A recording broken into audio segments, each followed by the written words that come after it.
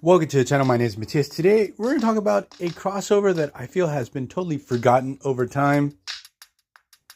It's a sequel to the Days of Future Past story arc, which is a total X-Men classic. Now we have Days of the Future Present. And the most interesting aspect of this particular story is that we have a crossover between the X titles and the Fantastic Four series. So this does not happen too often. So this story takes place in Fantastic Four Annual 23, New Mutants Annual 6, X-Factor Annual 5, and X-Men Annual 14. Now, the storytelling is pretty choppy from one chapter to another, but the story itself is pretty compelling, and it's actually very sad. And a couple pretty relevant things happen within the X-Men side of the Marvel Universe in this story.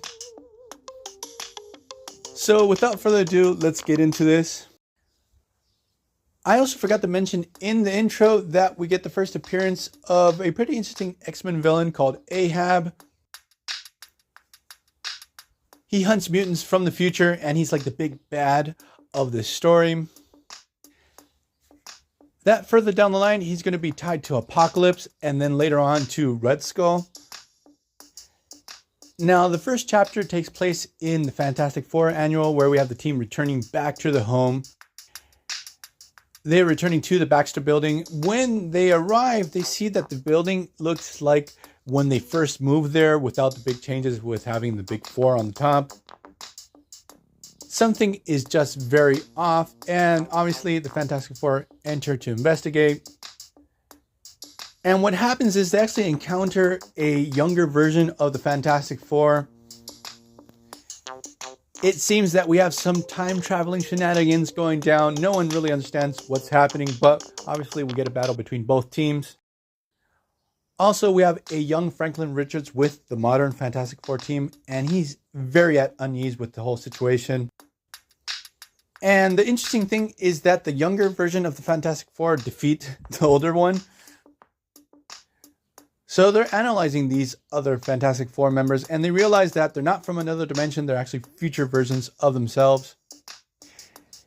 They seem to be very confused with this whole situation that there's a female thing on the team, because during this time in the modern Fantastic Four, Miss Marvel was the stand-in for thing on the team. Ben Grimm during this time had reverted back to being a human. But what happens is that we have an adult version of Franklin Richards arrive, totally freaking out over this whole situation. And you feel really bad for the young version of Franklin. He's totally terrorized over this whole situation, seeing an older version of himself. Susan Storm immediately realizes who they're dealing with. He screams out that this is not how things should be, because he wanted to recreate this idealized version of his childhood. And now we have two Fantastic Four teams, and time is totally out of whack, so he just bursts out of there. Everything reverts back to normal. The Fantastic Four are attacked by these unknown drones that just pop out of nowhere. We discover later on that these drones are actually there to do the dirty work for Ahab. So what happens next, we get the chapter for the New Mutants. And what happens here is that we have Franklin going to the X Mansion, discovering that it's totally destroyed during this time. We have the New Mutants hanging out in the basement with Cable during this time. Again, we get time travel shenanigans. So we have the New Mutants from the present having to deal with future members of the New Mutants. And here's where we get to see some interesting things. We discover that the caretaker to the next generation of New Mutants is going to be Banshee. So we're sort of telegraphing further down the line what's going to happen with Generation X. We also sort of get the first appearance of Douglock, this fusion between Doug Ramsey and Warlock. But this version has a real bad attitude. But the thing is, now the really interesting thing is that Franklin Richards establishes that he was part of this New Mutant team. So it establishes that Franklin is going to be part of the mutant side of the Marvel Universe someday further down the line, but this actually never happens. Even to the point that I think that pretty recently he was established not to be a mutant anymore. But we're not going to get into that retcon. But the thing is, again, Franklin totally freaks out that things should not be this way. He just bolts out of there. Also, it's established that he's looking for Rachel Summers. They were a couple during the Days of the Future Past story arc. And later on, it's established that they actually have a son that is going to be crazy powerful called Hellstorm. And he's going to be a real bad apple. And we also get a really fantastic story further down the line with the Exiles and Hellstorm. The thing is that the New Mutants, after having dealt with Franklin, receive the Fantastic Four, who are hot on Franklin's tail. Again, both teams are attacked by Ahab's drones. I would also like to mention that in this story, Richter, who is obviously on the New Mutants, is a real tough cookie. And it's in stark contrast compared to the modern Richter, who seems to be just this doughy-eyed pushover who's very insecure. Richter used to be a real badass back in the day, rocking that mohawk. Also, Ahab is sending in his first hounds to attack the Fantastic Four and the New Mutants. Obviously, they're going after Franklin Richards. So you see that these characters have the same costume that Rachel Summers has and the same markings on the face. So we discover that Ahab is the one responsible for enslaving Phoenix / Rachel Summers in the future. He was the one holding the leash, and he would send her out to hunt down other mutants. I also forgot to mention that Ahab is sort of going to be the big bad for a while on the Excalibur series, because for obvious reasons, his relationship with Rachel. And the really interesting thing is that Ahab is going to find his origins in the modern Excalibur series, but we're not going to get into that on this video. But back with Franklin Richards, the theme that we get throughout this whole story is to try to recapture these moments that had made him happy when he was young, be it with his family or with his team with the New Mutants or with his first love with Rachel Summers.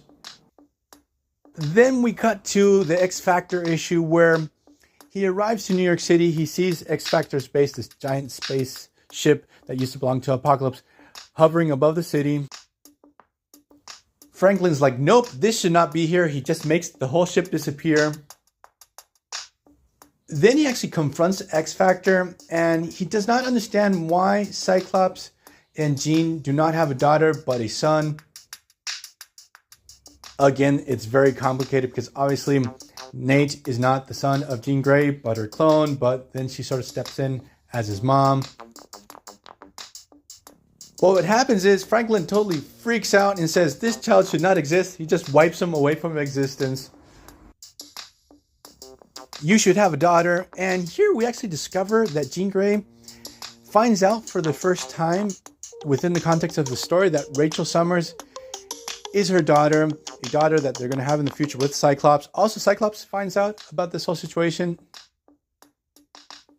Like, Jean Grey meets Rachel Summers for the first time in this story.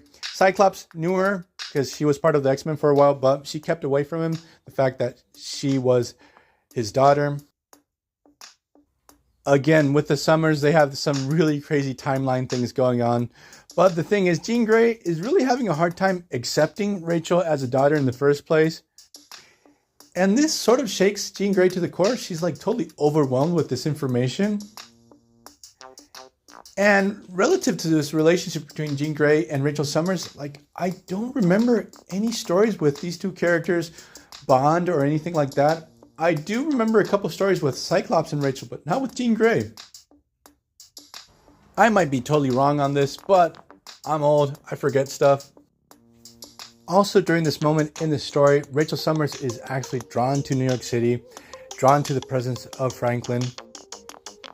She actually confronts him. She does not understand what he's doing in present-day New York City.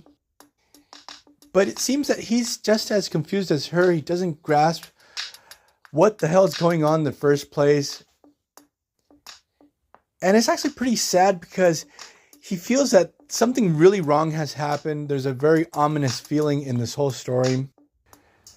Now, before we get into the big reveal of the story and what makes it interesting, at least for me, I did want to mention that in this story arc, we have the return of Storm to the X-Men, and also Gambit joins the team. She had gone missing for a real long time and was de-aged for a while. She was like a kid and under the protection of Gambit, and they had a couple of run-ins with the Shadow King during this time. So what happens is Ahab, to get to Franklin, because obviously he's trying to hunt him down, and since he's in the present day, he wants to take advantage and take down a couple of mutants with him,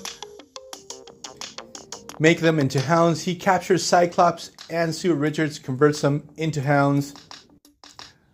So now we have the X-Men and the Fantastic Four having to team up to rescue their teammates and also resolve this whole situation with Franklin.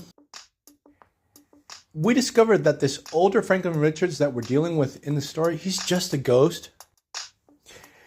This astral projection of Franklin does not know that he's dead in the first place, but the story just shows that when he was killed in his last milliseconds of life, he was just trying to reach out and find the happy moments of his life. That's why he did everything that he did in this story. It is so heartbreaking, and it's a shame that in the story, the storytelling itself, it's very choppy, it's not very well executed, but the idea is just really fantastic. I always wondered why this story has never been revisited by any writer and polished it up, because again, it's very compelling. So obviously at the end of the day, the X-Men and Fantastic Four and the New Mutants are able to stop Ahab, and they're able to explain this whole situation to Franklin, the older one. So very sadly, he has to come to terms with the fact that he has died. He sort of fuses with the younger version of Franklin Richards. And it's a real shame that a character like Franklin Richards has never been able to grow up, because he has such potential. He has been a kid for about almost 40 years, I guess. He has been aged up during the Fantastic Four era, and later on, obviously, we have future versions of him popping back to the present every once in a while. So, I'm going to leave this video here. I hope you guys liked it. See you guys next time. Bye.